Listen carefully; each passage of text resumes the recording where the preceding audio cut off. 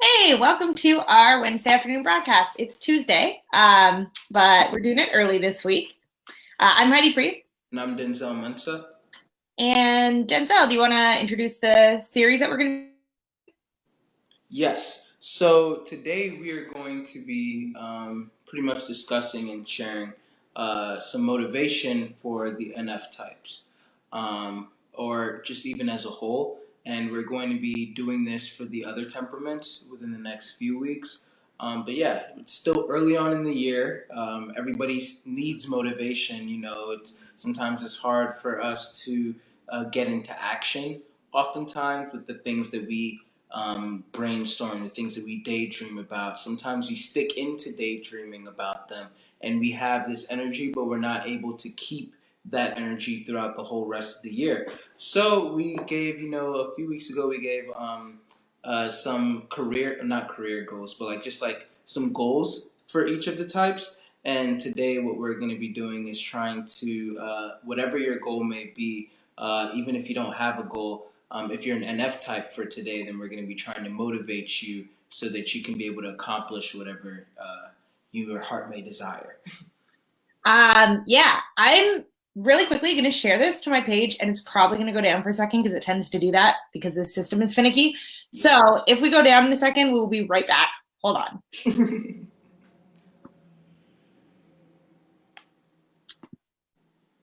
Oh, we're still here. Look at that.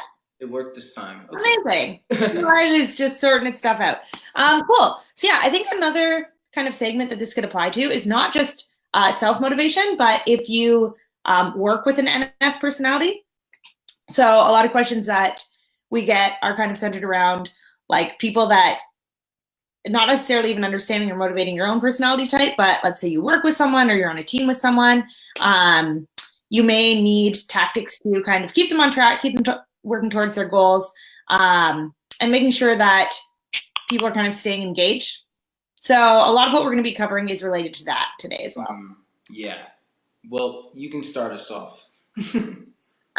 Should we start off with my type if I'm starting us off? All the ENFPs out there. Yeah. How Heidi stays motivated or how she would motivate you, which, yeah, either way works. Yeah, I think that ENFPs and ENIDOMs in general, but we'll separate them for now, are kind of difficult because they want to feel like they thought of everything themselves. So kind of the quickest way to demotivate an ENFP or an ENTP is to give them very specific instructions and ask them to follow them. I think that because that plays on their inferior SI, it's going to very quickly turn them off of whatever it is you're asking them to do, often on principle, simply because they feel very motivated when they perceive an opportunity that has not yet been realized or that has not yet been noticed by other people. That's kind of the absolute most motivating thing for an NEDOM, is realizing there's a way we could do this, or there's kind of a situation that we could grasp onto that no one else is taking advantage of. That ability to form something new and to kind of get out there, engage with the world, engage with this new idea in a real way is like the most motivating thing, in my opinion, for an NEDOM. So the quickest way to demotivate them is to tell them to follow these established procedures, try to get them to do things in a step-by-step way, limiting their creativity. Any of that is just going to get you a very like uninspired, non-motivated ENFP. And the problem with that is that some types can work very well when they're not necessarily motivated. The ENFP cannot. We can force ourselves to do work. Absolutely. We're human beings and we're capable of forcing ourselves to do things we don't want to do. But it's not going to be our best work. It's probably not even going to be very good work. So I think that those are the things you want to avoid if you're trying to motivate an ENFP. If you're managing one, if you're, even if you're like friends with one or whatever, you have an ENFP child, giving them strict rules and regulations is going to drain their energy so fast. And the way to pump up their energy is to kind of ask them to start perceiving their own opportunities. So get them talking about things they're excited about, get them talking about, give them a brainstorming session. That's a huge one. So if you're working with an ENFP, you have a project you want to work on them with, even if you already have an idea for the project and you already have kind of an outline, getting the ENFP on the phone or in a conference or in front of you and saying, let's talk about how we can make this the best it can be creatively. That's going to be the thing that they will take and run with, because they want to feel like they have autonomy over the work that they're doing. And they also want to feel like they are adding something authentic to it. So if you're able to get the ENFP talking about the ideas surrounding what you're working on, and if you're able to get them to perceive an opportunity, latch onto it, they will be the most motivated people in the world. So that's the thing about NE DOMs. They're either like 100% or they're zero, and it's as frustrating for us as it is for you guys. But they have to be, they don't have to be, but it helps if they're very, very emotionally invested in the project, and this is more particular to ENFPs. But if they can find a way to get excited about it, they will work 24 hours a day. They will not eat, they will not sleep, they will not breathe until it's done. And it's done to the like fulfillment of their fantasy, which is often very outlandish. So the cool thing is that when you get an ENFP who is motivated, who is engaged,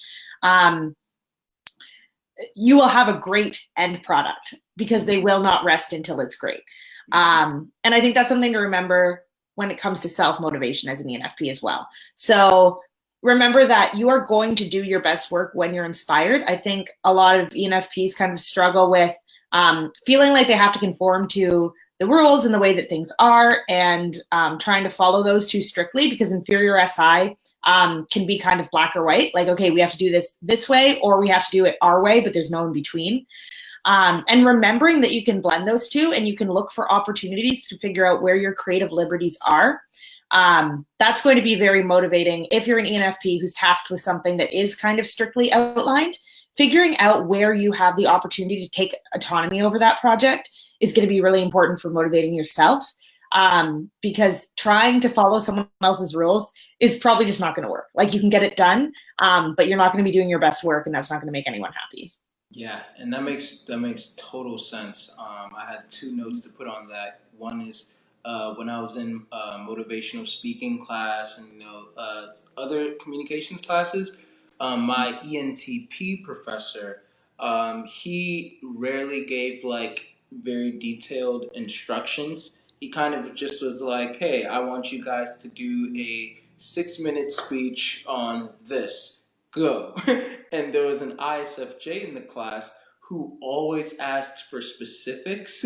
Like, okay, well, do you want us to have like a structure in this? And do you want us to have an outline? And that used to annoy me, but there was an ENFP in the class who it drove him mad because he was like, why is she asking all these clarifying questions that's limiting our creative, ability? And I think that what you're saying, it makes total sense, because the ENFP, like, they want that freedom to be able to think of like, well, you never said that we couldn't do this, but once you're like saying more specifically how it's going to be, then the novelty is kind of like being like stripped from it, because you have to work in this environment, which for the ISFJ is good because their NE is last, so they want the specifics on like, they don't want that kind of like vagueness. But then when you're dealing with an NE Dom, they like that freedom. They want the whole world to be their oyster. And so when they see all of these different possibilities, and they just they want to have all of the possibilities at their hand so they can continue to work in that manner.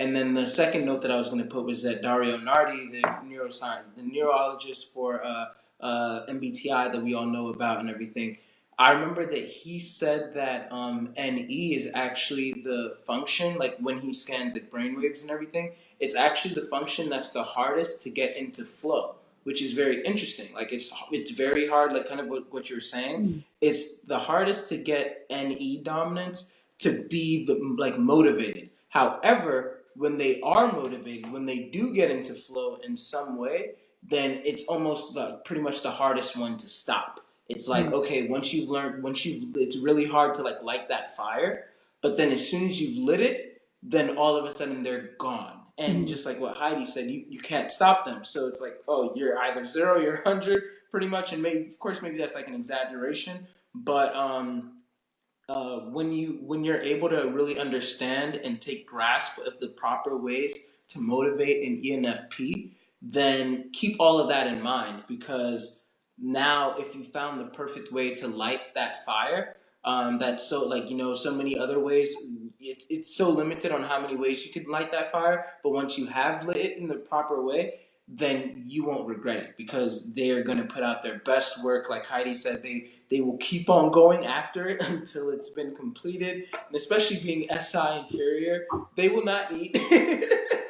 They will just skip on a whole bunch of like other things until that job is done, and they will happily be doing it as well. Yeah, I think that kind of sums it up. Yeah, I think it's interesting too, because remember that as an ENFP, like you said, NE can be difficult to get into a flow state, but you can use your FI here too. Mm-hmm. So I think that the strongest combination is when you use those two things together. So if you are able to get yourself excited about the possibilities and you really feel that excitement in your FI, that's what's going to drive you. It's going to be your FI that is also interacting with your TE and helping you set goals to keep yourself on track. So I think that in terms of motivation, like the want to do it has to come first. And then what follows from that is this natural ability to set goals as an ENFP, because you do engage that tertiary TE when your FI is really engaged with something, because it so wants to make it happen. Yeah. So I think that that's a really good way to, like, it's not enough to be excited about the possibilities. You also have to have some form of like personal investment in it for it to be really powerful. You don't have to, but it helps you quite a bit. Yeah. So yeah, I think just making sure that you're checking in with yourself and finding a way to get yourself excited about whatever you're working on, or if you're managing an ENFP, to get them excited about whatever they're working on. And often another component to that, this will be my last point, then we can move on, but is just making sure that the ENFP feels like you're valuing their opinion. Because if you are asking them to do something and they don't,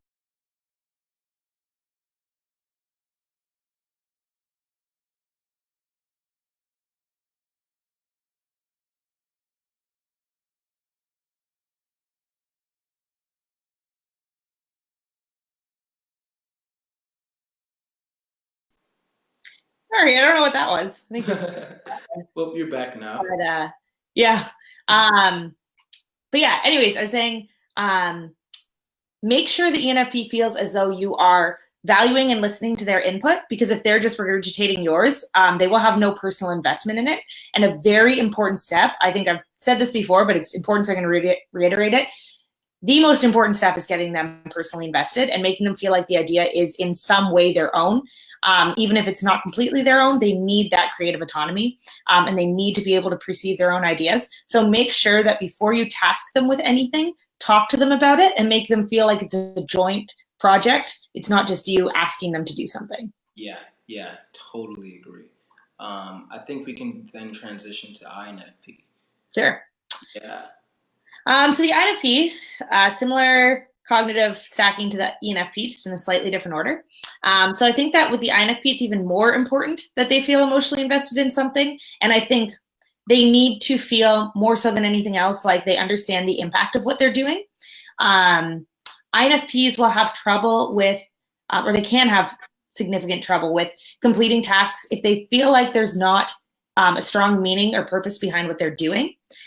Because they're so driven by that FI, by that sense of value and creating value and adding value to the world, INFPs, especially in the workplace, tend to seek out roles that allow them to make some sort of impact on people in a positive way. So that's not 100% of any job, right? There's drudgery, there's kind of details that need to be tied up in any work. But I think that the INFP, even more so than the ENFP, if they feel invested in a project, will just bend over backwards to make it work. Yeah. If they see that this could help someone, this could have an impact on someone in a positive way, or if the project really aligns with the personal value they have, even better. That's how you're going to get an INFP into super creative mode. And when an INFP is in super creative mode, the result that comes of that is like nothing you will ever see.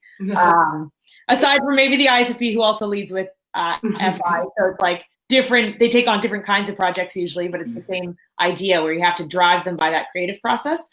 And I think that similarly to the ENFP, it's good to have a conversation with them before you start tasking them with things, and make sure that you're checking in on where they're at, because INFPs really need to feel seen and understood in order to work effectively, because they need to feel as though what they're doing is going to be meaningful, not just for them, but for the people that they're doing the project with, or the people who are going to end up consuming the project. So checking in with them, seeing where they're at on kind of like a professional but also a personal level is going to be very validating for them, and that's going to cause them to kind of relax and open up a little bit more. And then they're going to be able to put more of themselves into the project, because for INFPs, there is not a difference between professional and personal. Like intellectually there is, but when it comes to their drive and their motivation, they need to feel personally motivated in order to kind of put their all into something. Yeah. So if you're able to tap into that in the INFP and to make them understand that you really see that they're the best person to take this on and understand their vision for it and why it's important to them, that's how you're going to give them the support that they need to feel comfortable really diving into something and exploring it. Yeah, and I think that even transcends to all the NF types, but most especially the INFP, because of that lead FI. And that lead FI is what's going to help them tap into that inferior TE to get the job done. So I'm actually coaching an INFP, and one of the things that she had said actually was, actually I want to get this verbatim, what she said right. She said that she's learning to like pretty much like be consistent, and she's a really good starter, but she can't really like finish things oftentimes. And I think that that's a thing for NFPs at times. Like, you know, they can like lose focus because, or not even lose focus, but lose motivation. Because if their heart is not super attached to it, then, you know, it's kind of like that's where everything is coming from. Their FI is the gas to their TE. And that's something that we have to understand. And so once you really have learned to motivate their FI, if you've understood what their values are, and if you've understood that, okay, this is going to accomplish this value, not really just this task, but allowing them to be able to be original and allowing them to be able to show their authenticity and feel like they're really having an impact in whatever way. When they're able to understand that, then that's when they can go full force. But until you're able to tap into that part of them, I don't think that they will be as consistently motivated. And so that's definitely something that I agree with, that you'd have to really make sure that you're not just speaking like, oh, this is what's going to be good for like, in a professional sense or whatever, because if it's professional but it's not personal, doesn't really matter to them. But, or, you know, they'll start it, but you won't have that guarantee that they're going to keep on going with it. However, if you can make it very personal to them, and if you can tap into their value, if you can understand what their values are and then tap into it and show them how, like, okay, this is going to accomplish this value for you, or, you know, this is going to really feed this value for you, then it's almost kind of like you don't even have to like pay them. I mean, you still should, of course. But like, you know what I mean? Like you won't have to like pay them for them to just get up and like want to do this, because their compensation or the currency is coming from internally. Like, oh wow, this is very a good feeling for my FI in a way, and it's really moving me in ways that I really appreciate and that I really value, and so it's easy for them to stay on that high and to keep on moving forward in that sense. So yeah, that's how I see it. Yeah, absolutely. Yeah, like you said, you know, obviously you need to be compensating them, but their true compensation, I think the most important form of compensation for INFPs is just knowing that their work matters. Yeah. And that they are serving a purpose and that they feel as though there's meaning behind what they're doing. So I also think a thing to note is that what's different between them and the ENFP is I think that when the ENFP is not motivated or they don't want to do a project, they're a lot more likely to raise the issue. Whereas, or like outwardly kind of like debate it or push back on it. Whereas I think the INFP, because they lead with FI, can be a little bit more conflict avoidant. So it's more important to check in with them and to actively make sure, like you're setting a weekly or bi-weekly time to just check in, make sure they're feeling good about everything.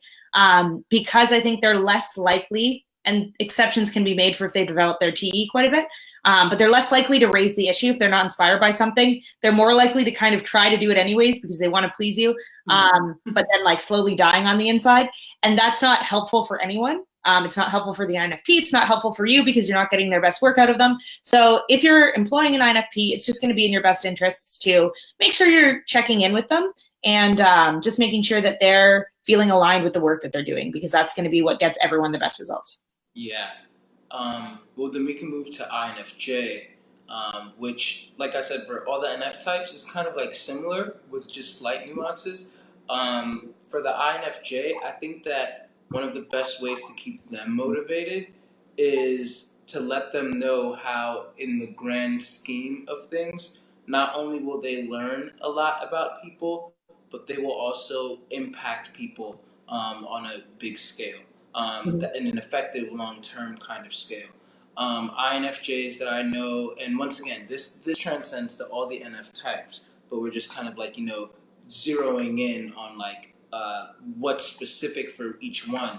And so INFJs that I know, they are heavily interested and always like learning and like growing more in their learning experience of the world. They're always like interested in depth of insights, and they're always trying to understand like, okay, how can now what I've learned be applied to the world to help people? How can what I've learned now be applied to be able to help us better understand each other and grow from that in society?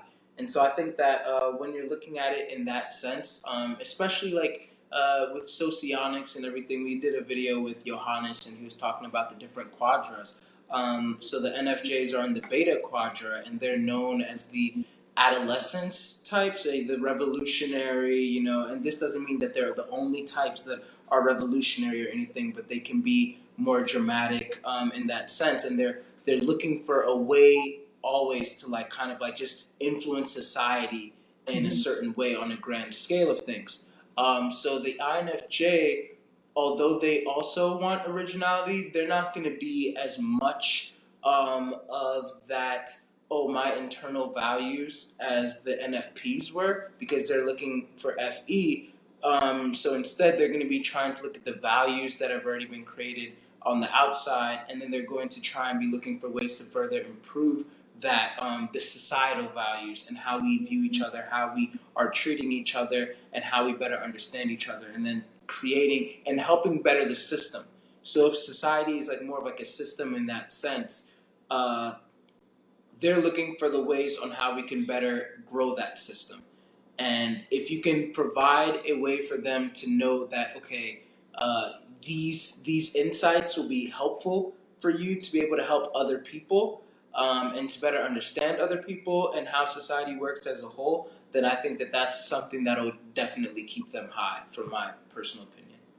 Yeah, I totally agree. I think like where the word for INFP is meaningful work, I would say that the word for INFJ is important work.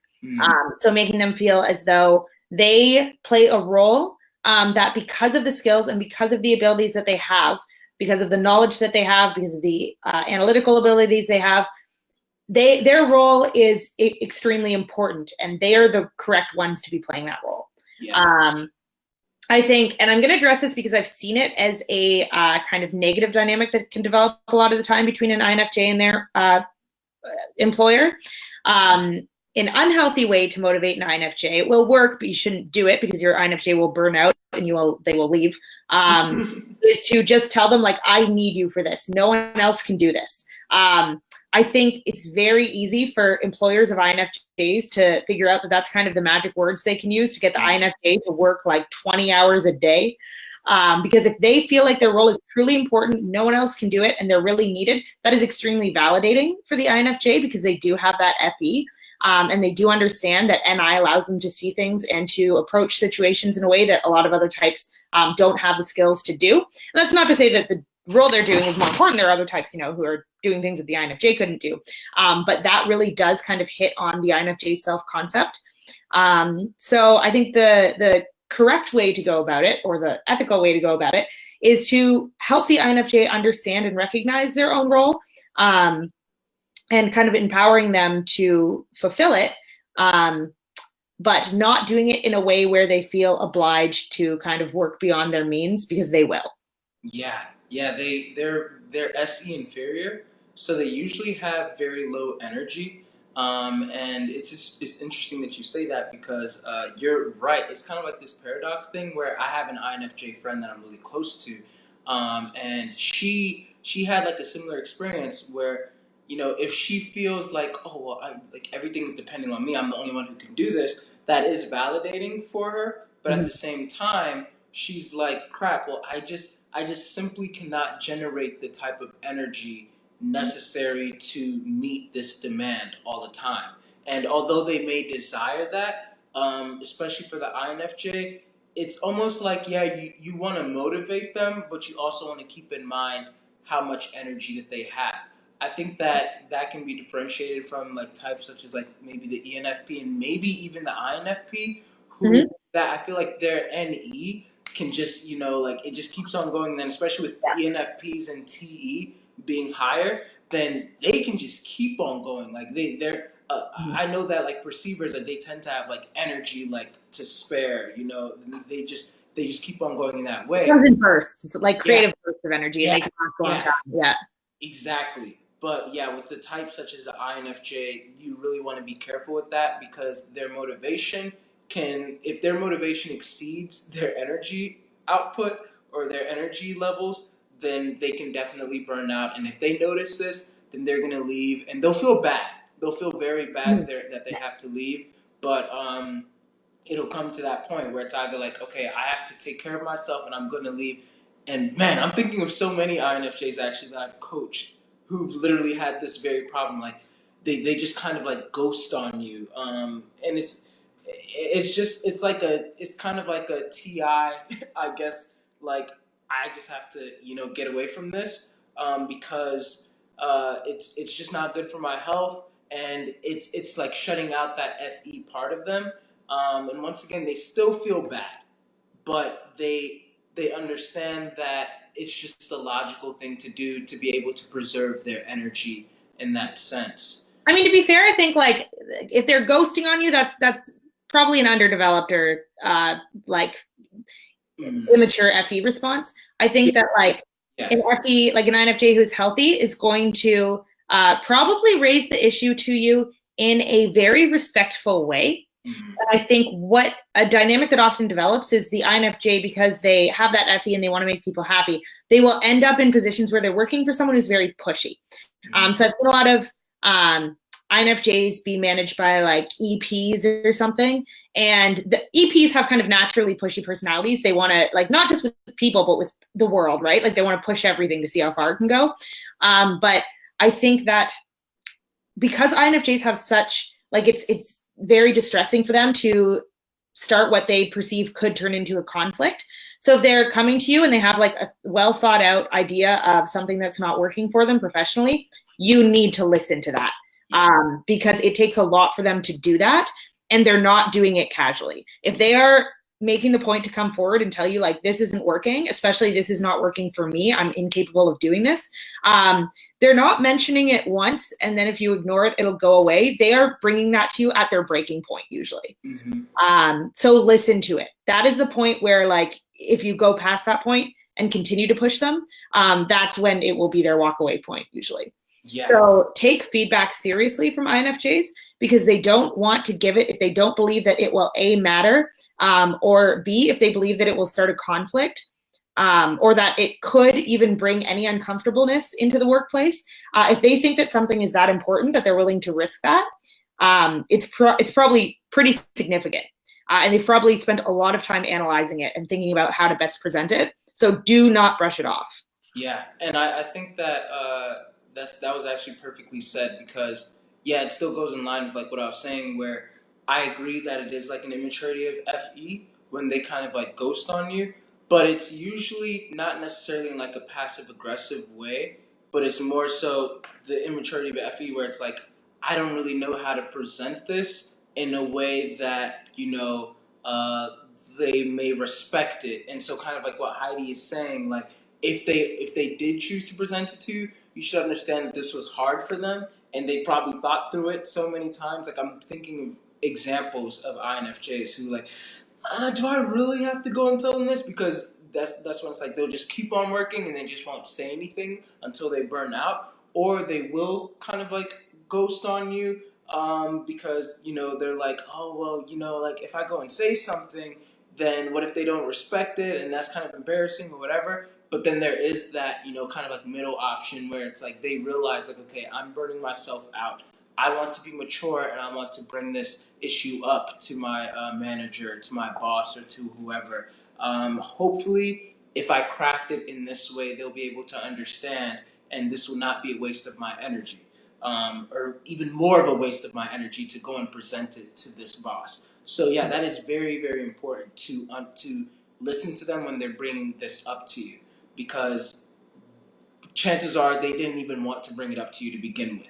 So reward that they actually stepped out to do this. Mhm. Yeah. Yeah. I think that, so yeah, that just comes down to like take them seriously, show them how their role is important and empower them to fill the shoes of those roles rather than like directing them to do specific things, because they will take everything you say seriously and they will try to fulfill all the tasks that you send to them. Kind of unlike, and this is not to say that perceivers won't take directions, but I think like perceivers kind of naturally, like NFPs, more naturally, if you kind of give them a whole bunch of ideas, like let's say they're being managed by another NE user or an SE user or something, if you give them a whole bunch of ideas and you're kind of like, we're going to work on all of these, the NP will kind of naturally sort through which ones it seems like are most important and focus in on those and maybe like check in on whether or not you still want to do the other ones. Whereas I think the NFJ will be more likely to try to fulfill all of it, because they take every suggestion very seriously. So make sure that you're making it clear what you're asking them to do versus what you're kind of like speculating, which I think just happens in a lot of workplaces. Like people have all these projects and will be like, we work on these. And then the NFP will be like, okay, we'll work on the ones that get traction. And the NFJ will be like, I will finish all these projects. You have to be careful. If you are a perceiving personality managing an INFJ, they will take everything you say very seriously. So make sure that you're giving them specific enough instructions about what they should and should not be working on. Yeah, and I think that Heidi could even be speaking from experience with me. So this is a good transition into the ENFJ, where for me, I I try not to like. There's always so many things that I have going on in the day. I'm like, I am busy body. Like I'm just always doing something. Even during my vacation days or whatever, there's still so many things that I have to get done. And Heidi is really good with like telling me like, hey. So like she keeps track of the work that I'm doing even for SPASIGMA, and then she's like, okay, these are some of the things that you probably shouldn't focus on right now, but you should probably focus on these. And so I totally resonate with what you just said. Like, I try to tackle everything, and I think that is an NFJ thing. Like, okay, like we want to make sure, because especially speaking from like my perspective, I don't want to let people down, and I don't. It's not always easy for me to know like, okay, this is what's most important right now, and this is what's not most important, and everything. So I just see it more as like, okay, this is what they want from me. And so I'm going to try and find my best way to get all of what they want from me done. And I think that being FE users, like, and not saying that FI users can't do this, of course, but being FE users, that's usually how it is. And then being NI focused, we're not as good with like jumping around with so many different projects. We want to really focus and refine one project at a time, like extremely well. And so yeah, I guess to keep an ENFJ motivated though, I would say that you really their biggest thing is like connection. At least from my experience, their biggest thing is like deep connection, deep, authentic, raw connection with other people. They're really focused on understanding the interplay between people. Like when I think of FE, like to me, it's kind of like this spider web. Like, okay, I see the line or the connection between me and Heidi, and then I see the connection between me and Jamila. I see the connection between me and Steph. But then I also see the connection between Heidi and Jamila. I see the connection between Heidi and Steph, and then I see our connection together. So it's like this very intricate web of how we all connect. Which lines are stronger? What is this line all capable of? And they see this, ENFJs, they see this on a very grand scale. Like, how is everybody connecting? How can we better these lines between all of us? So, kind of like what we were saying with the INFJ, where it's like insights and all of that, on how we can better society. It's the ENF with the ENFJ. It's the same thing. Like, okay, I'm seeing all of these lines and this web of connections between us. How can we better all of these connections? Oh shoot, that line just turned red, which is, in this metaphor, I guess, like or analogy, like a indication of conflict between the two people. So how can we fix that conflict, and how can we create a structure on how to even avoid as many lines as possible going red? Oh, I know. We can create something like tone, and how we speak. We can create something like manners. I don't know. Whatever it may be. And so when you're thinking of how like to motivate an ENFJ, the biggest thing would be, okay, this will help people to have harmony, to get along, to better interact with each other. And I think that that's our utopia, like just everyone, like, understanding each other, and being understood, and growing in connection, and knowing how to interact with each other. Because to us, at least from my perspective, it's like it's so obvious how we should have said that, how we should treat each other. But then we realize, like, oh, not it isn't as obvious to everybody else. And especially that goes in with health too. Like, with an unhealthy ENFJ, that might not be the case, or they may use that in a different sense. But at the end of the day, it is all about, like, okay, if you can get the ENFJ to know that this is going to help people with their connections to each other, and to the ENFJ themselves on a grand scale, then that'll help the ENFJ be like, oh wow, then I'm totally gonna go for this.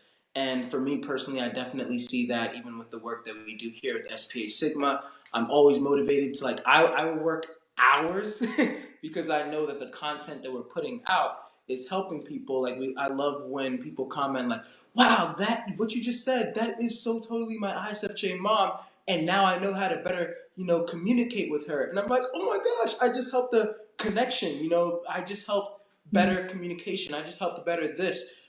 What if we could do this on a grand scale, So then I get compensated, thankfully. But kind of like what I was saying with the INFP, my compensation is seeing the effect of all of the insights that we're putting out there on how we should treat people. And now we're seeing, like, people, like, get along. So it's like Martin Luther King Jr. is like, oh, I have a dream that this, that, like, like, people will get along. This, and if he was to see black and white people getting along so well today and everything, then that's enough for him to be like, wow, all of what I went through was worth it. Yeah, I think that one thing I hear a lot, like, because I've done surveys and stuff on just like what people want more of in the workplace. So I think if you're working with an ENFJ, one that I kept hearing that I think, like, initially a lot of ENFJs might be like, but like I kept getting the feedback that they need a lot of positive feedback. And I think initially that can throw people off, because it's like, well, I'll give them, like, it's like if you're like a manager or something, you might think like, well, I give people the feedback that is appropriate, or like, maybe that's not built into the way that you do your work. But I think it's really important, because it's not just that they want, like, their egos bolstered, it's that they need to know that they are having a positive impact. Yeah. Yeah. So it's like similar to the INFJ, like, to keep the ENFJ motivated, they need to know that they are doing, like, that the work they are doing is important and that it's benefiting people, because that's what's motivating for FE, is making that difference, like you were saying. So I think that that's one to keep in mind for NFJs if you're working with them, is just make sure that, like, they get regular reminders that the work they're doing is really mattering. Yeah, and even once again, like with the ENFJ, I think that they also relate to the thing where you said that if you tell them, like, you're the only one that can do this, that's if I'm told that, or if I see it in this way, which I do see myself that way, like for a lot of different things, then I will lunge myself into that. And I will work. And as ENFJ, tertiary SE, being an extrovert and all of that, I have a lot more energy than the INFJ would. So there's that, but there's still a burnout point.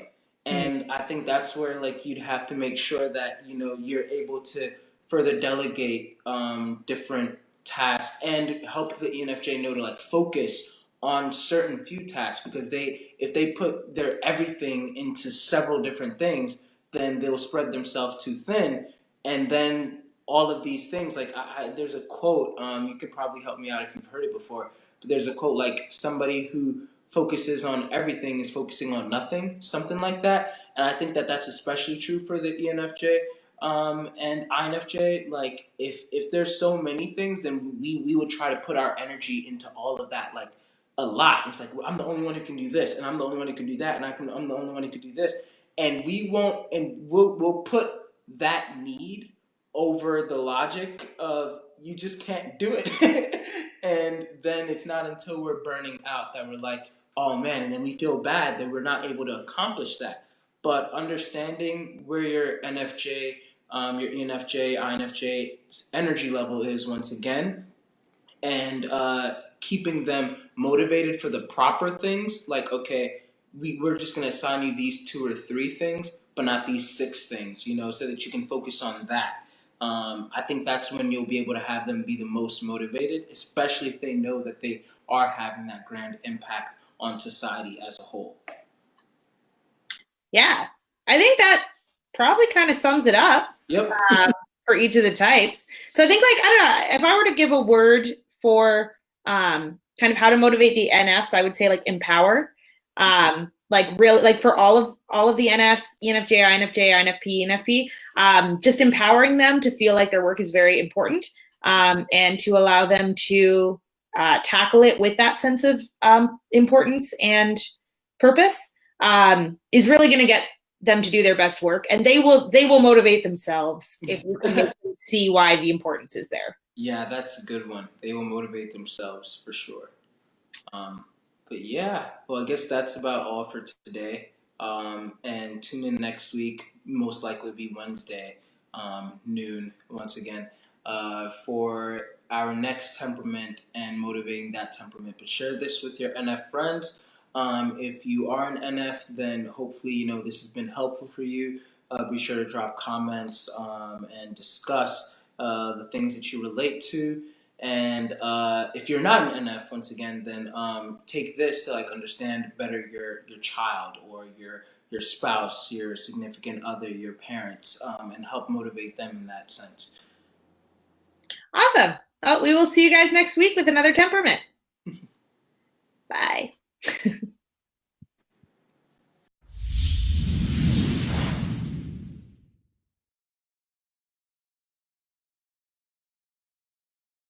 I'm David Bowder, CEO of SPASIGMA. Every day, each of us is surrounded by a great diversity of people, and indeed, personalities. Some people we find it very easy to relate to.